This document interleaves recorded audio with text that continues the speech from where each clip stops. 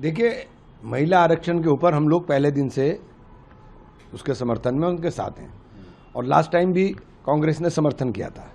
इन्होंने ही कहा था कि जब नया जनसंख्या आ जाएगी तो नई जनसंख्या के ऊपर इसको लागू किया जाएगा, लेकिन अब ये इसको बदलना चाहते हैं। तो इनकी सवाल इनकी मंशा के ऊपर है और चुपके से डिलिमिटेशन लेकर के आ रहे हैं।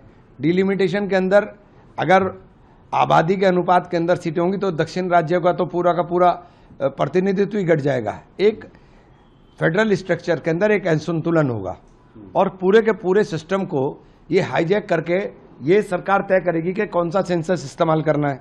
ये पावर और जो परिसीमन आयोग होगा उसको असीमित शक्तियाँ होंगी। तो असीमित शक्तियाँ जब भी होंगी जिसके ऊपर बैलेंस चेक नहीं होगा तो वो नुकसान देता है, हमेशा नुकसान देता है।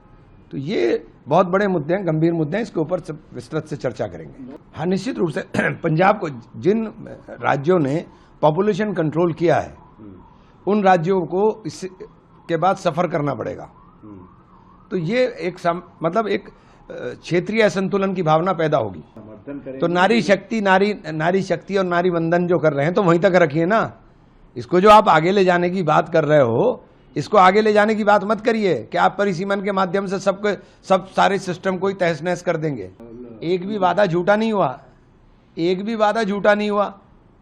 हमने ही दिया राइट टू एजुकेशन, हमने ही दिया राइट टू इंफॉर्मेशन, हमने ही सारे के सारे लेकर के आए। हमारा कोई वादा झूठा नहीं है। आपका एक वादा पूरा नहीं हुआ।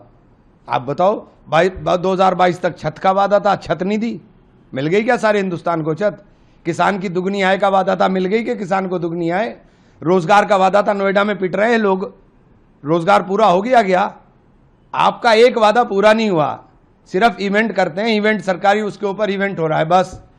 होर्डिंग लगे हुए हैं, नारी शक्ति, नारी वंदन है। होर्डिंग लगा करके नारियों को सम्मान दोगे तुम सिर्फ? अरे देना था, क्यों शर्त लगाई थी आपने? और अब अगर उसके अंदर से शर्त हटा रहे हो तो क्यों हटा रहे हो?